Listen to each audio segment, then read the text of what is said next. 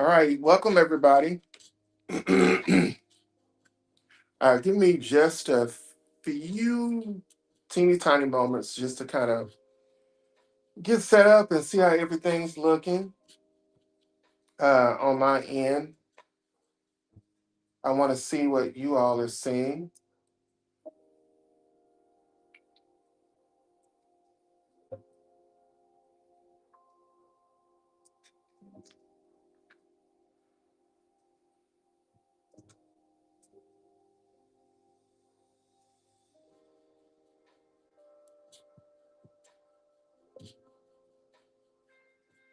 Okay.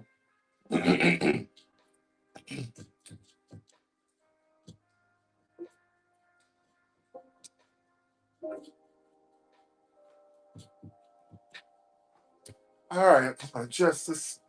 I need to adjust the camera just a little bit.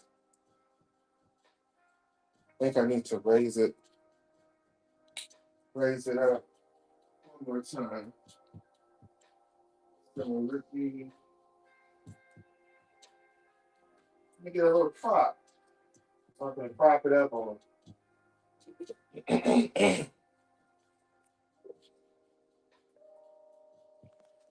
You see the camera moving, it's because I'm trying to prop it up and get a certain shot that I want to get. So please bear with me. Okay, yeah. So that works. That works. Let's see. Make it okay. So I see the position, how everything's positioned there. Okay. All right. Okay, good. All right, I'm gonna allow just a few, try to give um what people might come through and view this live. Few moments to come in. And I'm gonna have a few moments to kind of excuse me, get set up. Um, my idea for this very first live stream, as it will be for uh, those to come or those in the future, I want to try to create and get the right ambiance for the moment, uh, given the subject matter and where I may be at when I'm recording things of that nature. The right sound, all those type of things are very important to me. Um, and it's something that I know that we all move by that, or we're all affected by it, uh, whether we're conscious to it or not. But ambiance, feel, sight, sound, all of those things that appeal to our senses, they do matter, and they actually do when we think about it. They do impact or influence the manner in which we respond. So I feel like this is very important. So um, I have something playing in the background, which is why I have the camera facing the screen. I don't think you all probably can really hear it because it's not going in directly, but we'll get that together as we move on, as we move forward. But it's kind of setting a mood for me here to kind of help my brain waves to go on and my thought processes, all that good stuff like that. And I wanted to do the same for you all. So hopefully you can hear it, but if not, need not worry, we're going to get there. Okay. So I'll give you a few moments, kind of get situated. Some of you might be viewing this if you happen to come across this live stream. Maybe you're viewing it in the car as it's going live, or maybe post live. Maybe you're viewing it in the car, or you're cleaning. Maybe you're prepping meals or something like that. Maybe you just laid back trying to unwind from a long day. Um, get you some snacks, get you something to kind of relax, and then we'll jump into the top.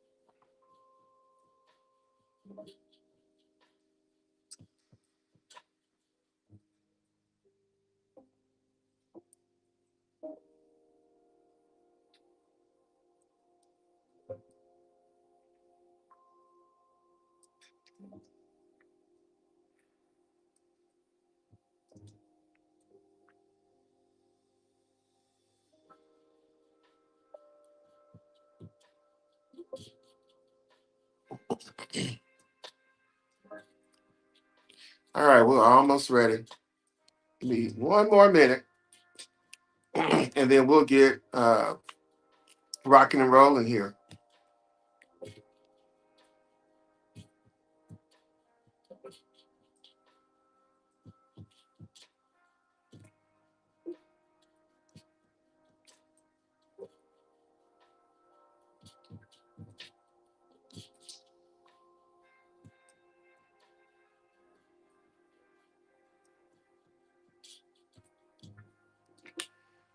All right, and we are ready for takeoff.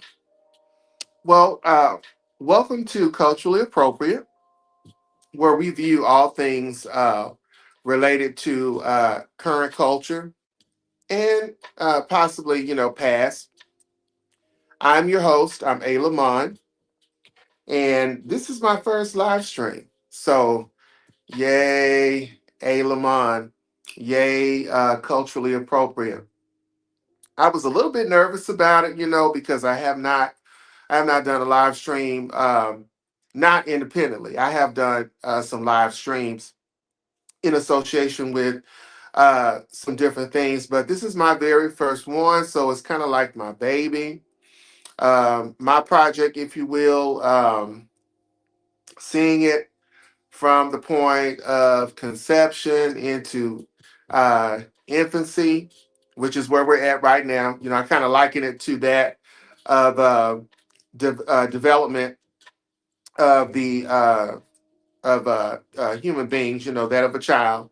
There's conception. The parents, they conceive the child, and then after so many months, the mother, she if everything goes well, fortunately, then she brings that child, that conception, she brings it into life.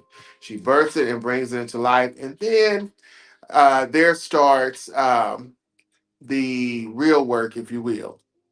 The construction. So you're at you're at ground zero, if you will, or you're at the foundation. And so this is where this channel is at. It is at ground zero, and so we are now laying the foundation and trying to build upon that. You can't build upon anything if you don't have a good solid foundation. You don't really know what it is that you want to do. You don't really have uh, a good sense of direction, or you don't really have a good sense of what your ideas are, things of that nature. So that's very important. So I know what it is that I want to do with this channel, uh, what I want to use my voice for. And so now what I'm doing is I'm constructing it. I'm building that foundation and strengthening it. And then we'll start, adding other layers to it, adding walls, if you will, make sure that we got the plumbing and all that type of stuff like that. And then we'll start insulating it and then fortifying it as we move along. All of those type of things like that. I like to say one brick at a time, one live at a time. But in any event, I like to thank you all for joining me. Hopefully, you will find the content here enjoyable. I am open to constructive criticism. I'm not afraid of that. You, as the viewer, you, as the listener, you're entitled to your opinion. And each person may leave away with their own perception of things. Uh, what they may have heard, how they saw things, so on and so forth. So I welcome comments.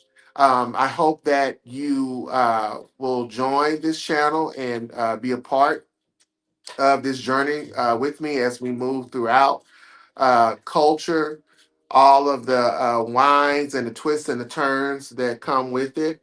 It can be an exciting thing. It can be probably at times somewhat kind of like scary, like, okay, I don't know what's going on. I don't know where we're going. Uh, but that is life, and we have to learn how to navigate those ins and those outs. And sometimes it helps when we can navigate those things together.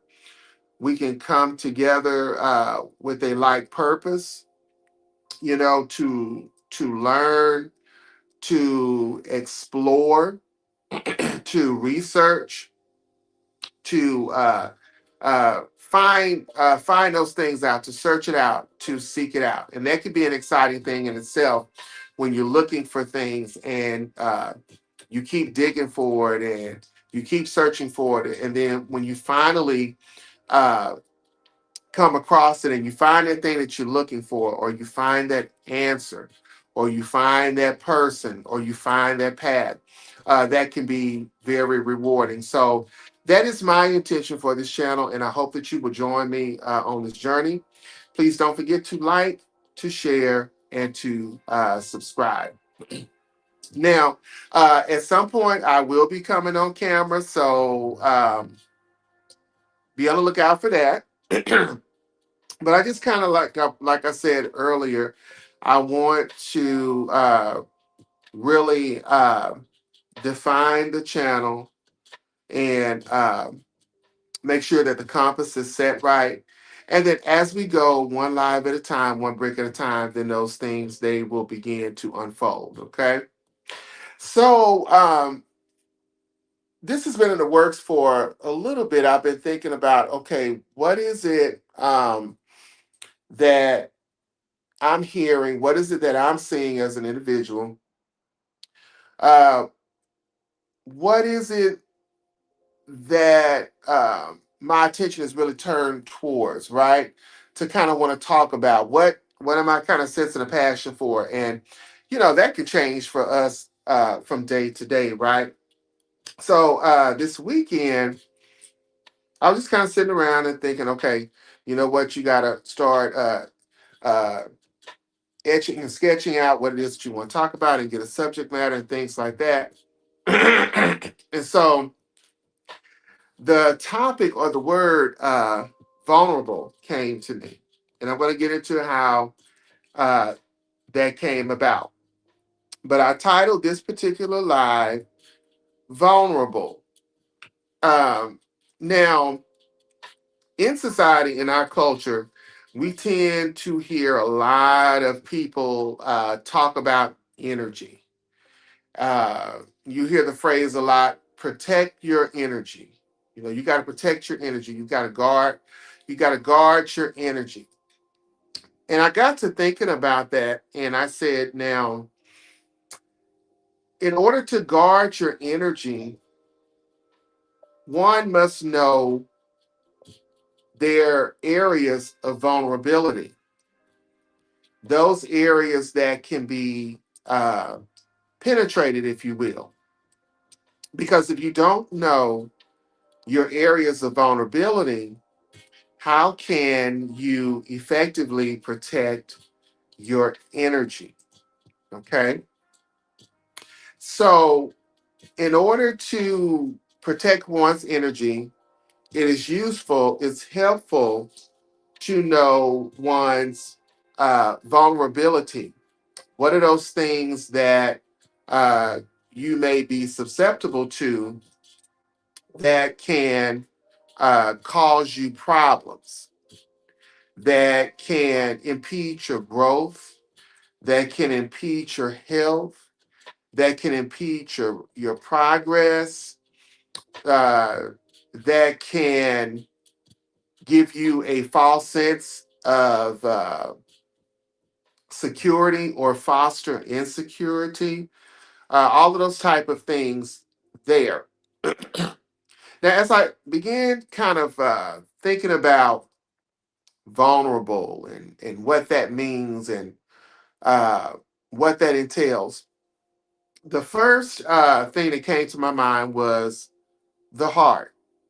And when I say the heart, I'm talking about the heart muscle that each one of us have within our body. And we know that the heart muscle is one of the major organs in our body. It is the major organ that is responsible for the circulatory system, for circulation. It's a vital organ. The heart muscle is responsible for pumping blood throughout the body, delivering oxygen and nutrients, while at the same time removing carbon dioxide and waste products. I want to say that again. Our heart muscle plays a vital role. It pumps blood throughout the body. And we know that uh, without blood, there's no life. And if that blood is not flowing properly through our bodies, then we're going to have some issues. We're going to have some problems with with our circulatory system, and we're going to have problems with uh, the extremities of our bodies, and not just the external parts of our bodies or the extremities, but then also the internal organs because they need blood as well. So the heart is very vital. It's a very vital part uh, of our existence. So I got to thinking about a proverbial saying that is in biblical writing. This is Proverbs chapter 4, verse 23. And the writer states, above all else, guard your heart, for everything you do flows from it. I want to state that again. This is Proverbs 4, verse 23. Above all else, guard your heart, for everything you do flows from it. In that same like manner, and I would say that that writer was paralleling that statement with the function of the heart muscle in the human body. It is responsible for uh, the flow of the blood throughout the body, for the circulatory system. And so it too is guarded. You think about the position of the heart muscle. Okay, where is it located? Does it sit and rest on the outside of our body? No, it's on the inside of the body.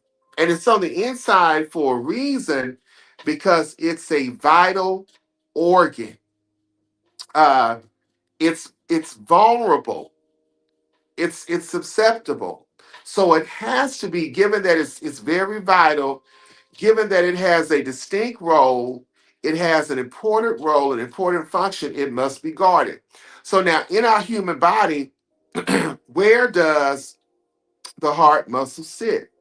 It sits in our chest, but it doesn't just sit in our chest, right? It sits behind the breastbone or the sternum. It's behind bone, you know, and bone is very strong. The skeletal system is very strong, and it plays a part not just in supporting tissue, being the muscle or our skin that sits on it, but that bone It plays a very important role in protecting and guarding those things most vulnerable on the inside of us, such as the heart. So, the heart, a vital organ, a vital muscle, uh, very vulnerable, and it can be prone to disease and other things, but it is protected by the rib cage. So the Creator, God, in His wisdom, He knew what He was doing when He designed our bodies. He didn't have the liver or the lungs or the kidneys uh, or the heart muscle. He didn't have those things on the outside, but He placed them on the inside to be guarded, to be protected. Even the human brain. Uh, he put those things on the inside. Why? Because they are vulnerable. They are most vulnerable, right? Uh, and they are susceptible to things, and they are to be guarded, to be protected. Now, when you talk about vulnerability, the root word there is vulnerable. Now, vulnerability is defined as the quality or state of being exposed to the possibility of being attacked or harmed, either physically or emotionally. I want to read that again. Vulnerability is defined as the quality or state of being exposed to the possibility of being attacked or harmed, either physically or emotionally. So now my takeaway from that is that when one is vulnerable, when a person is in a state of mind or emotion or feeling, you kind of think about a person who maybe has had recent trauma. It could be something such as death. It could be a situation where maybe there's been a loss in the family, a loved one has passed.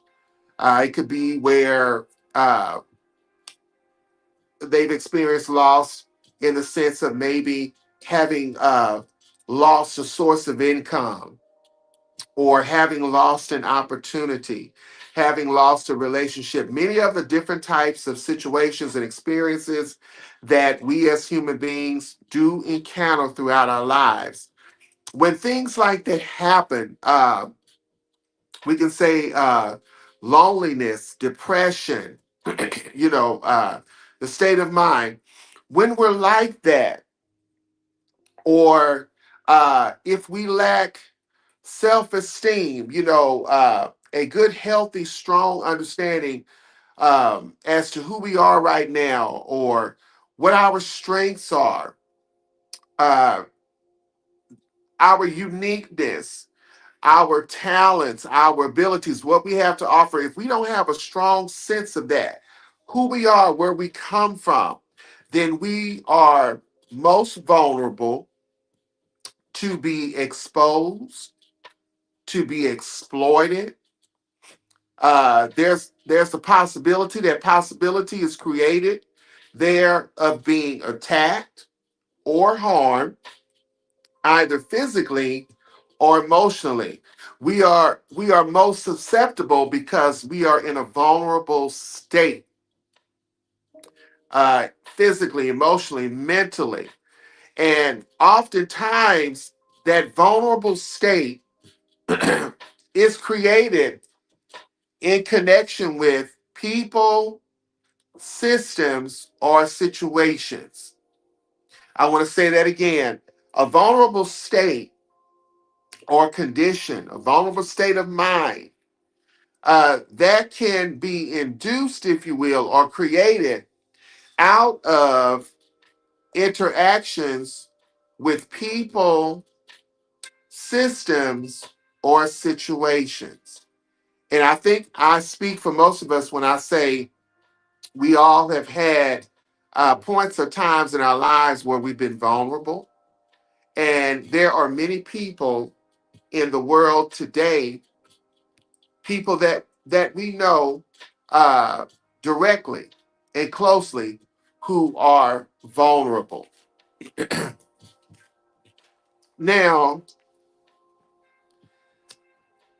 what kind of brought me to this place of thinking about vulnerability and uh, the importance of protecting oneself, protecting certain areas of vulnerability, was a course that I'm currently taking uh, in school. It's called Crime and Civil Liberties.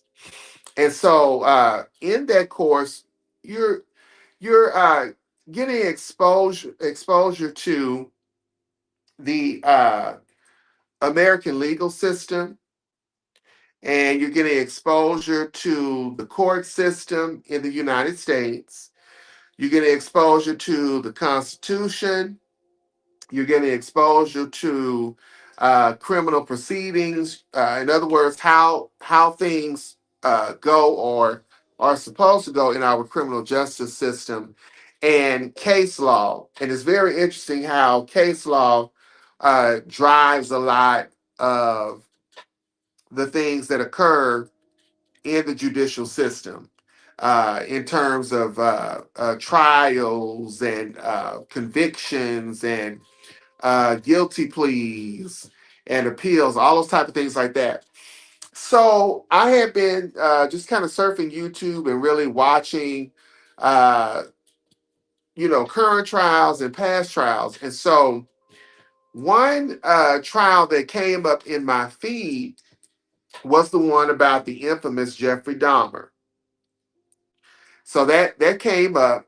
Now, if you know anything about Jeffrey Dahmer, his crimes, they spanned a period of time starting around the year of 1978, and it culminated in the early 90s, right? Probably around 1991, with his last victim, who was a survivor. Now, in the early 90s, I would say around 1991, 1992, I was probably just starting high school. So it's interesting because I do remember uh, that case when it was unfolding, and the trial when that was happening in real time at that time. I remember that, and it was very interesting, and then also alarming and very scary to hear these horrific acts that he had committed. He reportedly had 17 victims who were all male, predominantly black, that's spanning this time period. Now, this particular part of the trial that I happened to be watching, they were dealing with this one male victim who was a survivor. So he was not he had not become a casualty as a result of Jeffrey Dahmer, but he was a survivor. He was a male victim, but he was a minor uh, at the time when he was providing testimony in the court. But he was age 13 when he came across, when his paths crossed with Jeffrey Dahmer. You're talking about being vulnerable. Most 13-year-olds are most vulnerable at this time in their life. Why? Because of their age, because of where they are in terms of development and in terms of growth. Uh, they are more independent than what they were, as uh, infants, toddlers, preschoolers, school age, but yet they are still not independent to the point yet to where they possess uh, a good degree of reasoning and judgment, things of that nature. But what was interesting here to listen to was how they met, how their paths crossed. So this took place back in September of 1988. Now, at that time, this particular victim, he was 13 years of age. He was a student, a freshman in high school at the time. And he happened to be walking home from school. He stated that it was a little bit after 3 when he was walking home from school. This is, of course, in Milwaukee. He's walking home from school and he comes across Jeffrey Dahmer, who is standing on the corner of the street. No doubt, looking to see who will be his next victim. So this is what's going through Jeffrey Dahmer's mind. He's looking to see who's going to be his next victim. And so Jeffrey Dahmer stops him and asks him, through small talk, would he be willing to pose for a quick $50? So now I want you to think about it look at it from Jeffrey Dahmer's standpoint. He sees this boy, relatively young, he being an adult male, he can perceive that he's young. No doubt the way that he was dressed and what he had on, is telling him that he's in school. And so he figures that because of his youth, that he is prey, that he's vulnerable, that he's capable of being taken advantage of because he does not have the knowledge, he does not have the experience, he does not have the judgment. He was alone. And a lot of times people are easily taken advantage of when they're alone, when they're by themselves, particularly if they are dealing with hardship of some kind, or they're dealing with something emotional or something physical. You think about our senior citizens, some of them who are in nursing homes because of their state, because of their condition. They are most vulnerable. They are most vulnerable because of their situation, because of their circumstances. That's why it's important that we go and we check on them and we see how they're doing. That there be some level of accountability, that somebody knows that, hey, there's somebody connected to this person. And they come up here routinely. We see them coming every time. So, we got to make sure that we are doing what it is that we're supposed to do, because we've got to be accountable. There's somebody looking over them. Children are most vulnerable because of their age, because of their development.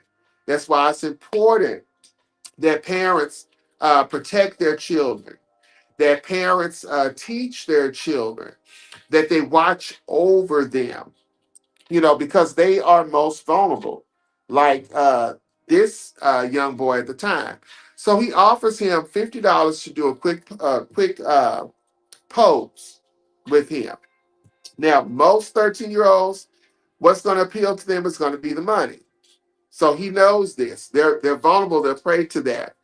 So the young man states that he goes along with Jeffrey Dahmer and begins to walk to his apartment. That was his first mistake. That was his first mistake. The next thing, he goes to the apartment and he enters the apartment. That was mistake number 2. Not knowing the danger, not knowing the risk that lie in that apartment, in that space behind that door. Um, a lot of times, our own ignorance or our lack of knowledge or our lack of wisdom can make us most vulnerable and make us prey to hurt, can make us prey to danger.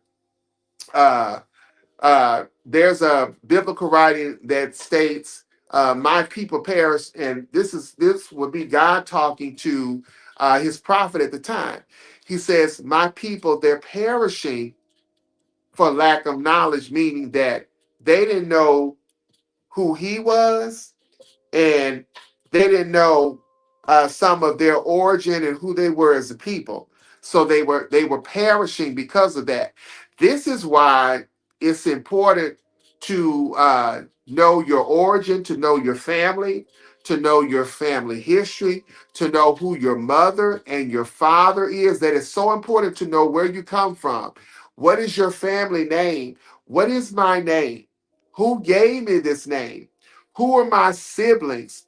Where do we come from? Where do we have? Because all of that does play a part into or have a place into my life and into my identity. Not knowing those type of things can make me vulnerable and make me prey to other people in certain types of ways. So dialing back to the situation with this young man here, he goes into the bedroom. Now, once he gets in there, he reports that Jeffrey begins to, ask him to pose, for him, trying to give him different ideas, different ways in which he can pose for these pictures. And now, the 13-year-old boy, not really understanding what's working in Jeffrey Dahmer's mind, was his thought process. It's not about the posing. It's really about getting you in there, because once you get in there, he's vulnerable because he's in his space and he don't know what's in that apartment. You don't know what's in that space, you know. So he starts talking to him and telling him, why don't you lay on the bed? Uh, why don't you pose this way? Think about posing nude. The young boy, he reported that he was telling him, no, I don't want to pose that way. Through their course of dialogue, the 13-year-old boy agrees to take off his shirt. Mistake. That's a whole other mistake there, because if that person can get you, which no doubt this was Dahmer's process of thinking, if he can get them unclothed, well, see, now you're exposed, and now you're most vulnerable because you don't have any clothing on. How are you? Most people are not going to readily want to try to flee or try to move when they're not clothed. When you're not clothed properly, you feel a certain type of way. You feel naked. You feel like you're lacking something. You don't feel secure. You're vulnerable. So he's trying to pressure this young man, and he gets into trying to touch him in a way in which the young man reported that he did not want him to be touched. So now this young man is stating that, he started to feel some type of way. His instincts are starting to flow. He's not liking what he's feeling and what he's hearing. So then here comes the next thing is he reports that Dahmer offered him a drink. That was another mistake, another setup. Those of us who are older, we know that this was one of the ways in which um, he was able to take the lives of a lot of his victims, was by drugging them. He would put a drug off in his drink, unbeknownst to them. And once they would take that drink, it would be lights out for them, unfortunately. You cannot eat and drink at everybody's table. Can't do it. Can't sit down and, as they say, break bread with, party with, eat with, celebrate with everybody. Why? Because everybody does not mean us good. Everybody does not have our best interests in mind. So we can't do those type of things. Uh, as the young man will continue to recount the story, he says that at some point he felt even more uncomfortable, and he manages to flee out. He was fortunate enough to flee out and get out in time, because when he got home, what happened is that he says that he started getting dizzy, and eventually he passed out. Now, what was fortunate for him was that he was in his home, in his place of safety. But had Dahmer had his way and had things had gone according to his plan and his intent, the young man would have passed out there in his home, and likely he would not have survived.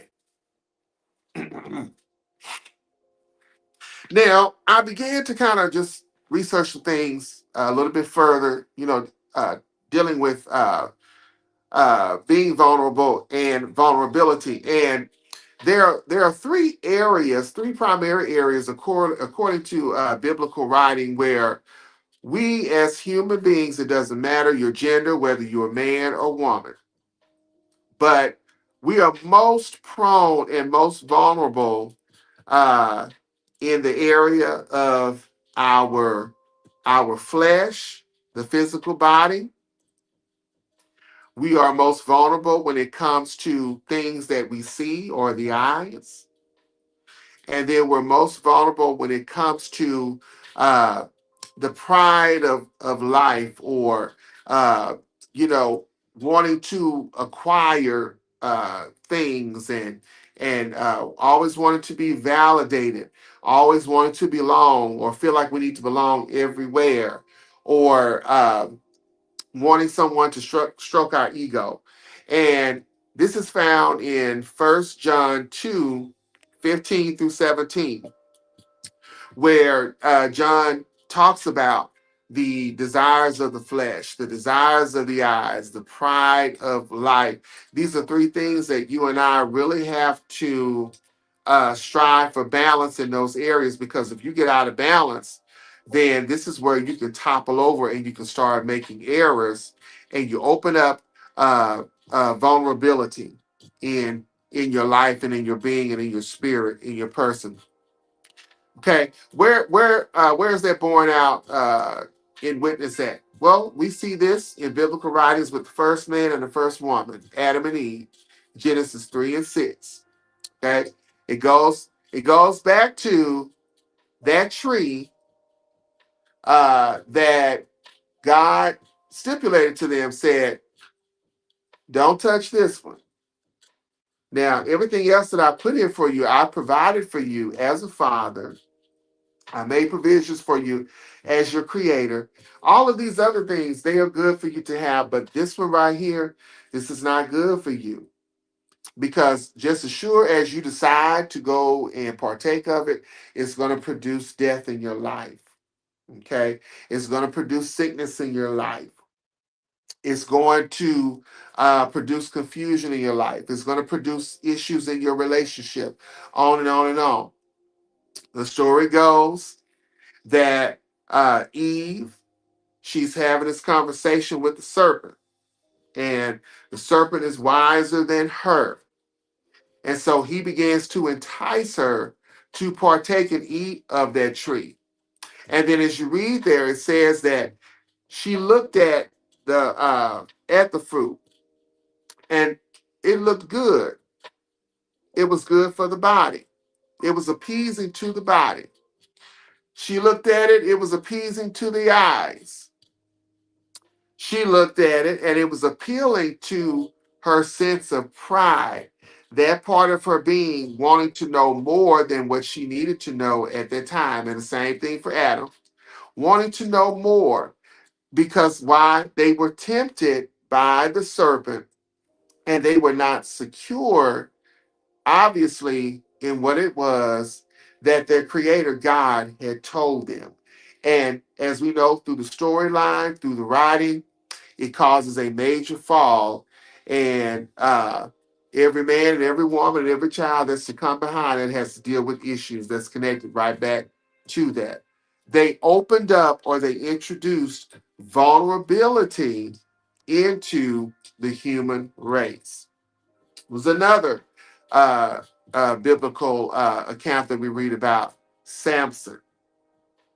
Samson and Delilah. This is Judges chapter 16. Now, the history there, Samson, he's a Nazarite. As a Nazarite, there were certain things that they did not do. It's kind of, I would equate it to, that of persons who are monks, or persons who are eunuchs, or persons who are nuns, things like that. Okay, there's certain standards and certain vows that they put there in place. So for him, one of the things that was there was that he was not to cut his hair. He was not to cut his hair, particularly for him, maintaining his hair and not cutting it. In that lied strength for him, supernatural strength. Now, he was not to share that with anybody, because for him to share that with people was to make him vulnerable and susceptible to attack. Okay, well, what does he do? As you read throughout the account about Samson, one of the things about Samson is that Samson liked women. Samson liked women. Well, nothing wrong with that. But you kind of follow him and trace him, and you see where he's engaging with women and he's interacting with them. Well, these type of things like that. A woman's naturally going to appeal. She's going to appeal to your physical. She's going to appeal to your eyes, and she's going to appeal to your sense of pride. You know how you see yourself and how you see others. All those type of things like that. Well, throughout his discourse with her, forgetting that she is a Philistine and the Philistines were adversaries to uh, the children of Israel. They were adversary to them. But you see, Samson forgot all about that. Why? Because he was out of balance. He wasn't balanced in the areas of his physical self. He wasn't balanced in the areas of his eyes, what he was taking in and how he was processing those things. And then he was not balanced in the way that he was thinking, his thought process as it pertains to Delilah. Now, Delilah, much like the serpent, not saying that she was a serpent, but much like the serpent, she was kind of cunning, kind of crafty with her words. And what does she do? She gets Samson in a position of vulnerability. How? Because he goes into a place with her and he gets too comfortable and gets too relaxed to the point to where he's forgetting now about who he is, and that thing that is most precious and valuable to him, what he needs to guard and safeguard and keep it guarded. Going back to, like I told you earlier, dealing with the heart. It's not out exposed, it's inward and it's protected. Well, he opens himself up and he gets to relax and he forgets who he's at, he forgets where he's at, and he forgets who Delilah is. And then he becomes vulnerable to the point to where, as she's stroking his hair, he begins to tell her his secret and tell her the source of his strength, which was always her intent. It was never about Samson the man.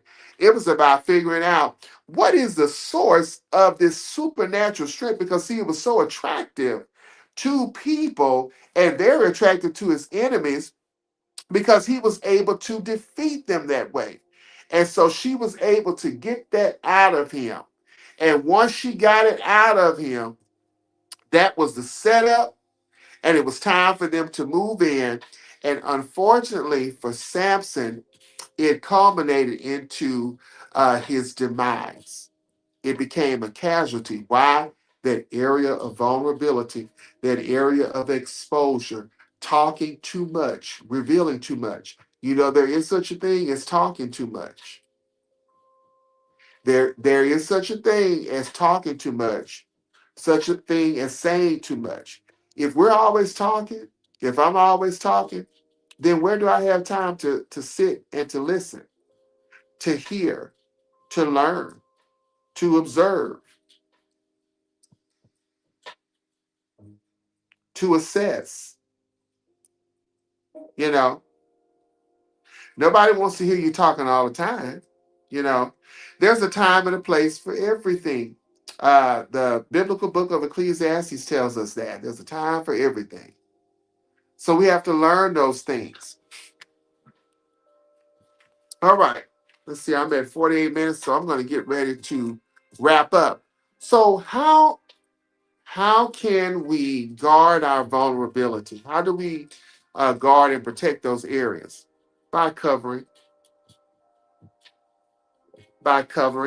maintaining a healthy, uh, appropriate cover over those areas. You first got to know where you're most vulnerable at.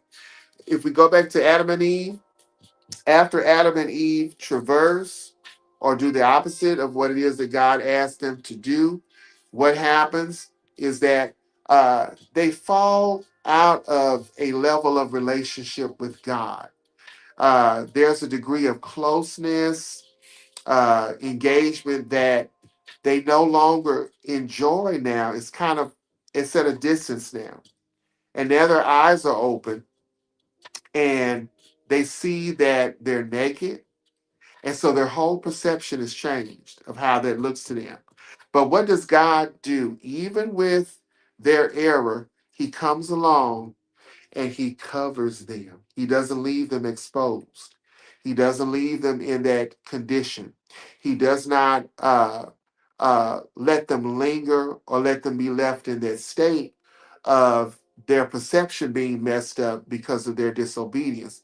He takes a animal, he takes a sheep, and he uses uh, uh, that sheep's wool to clothe them and to cover them to protect what?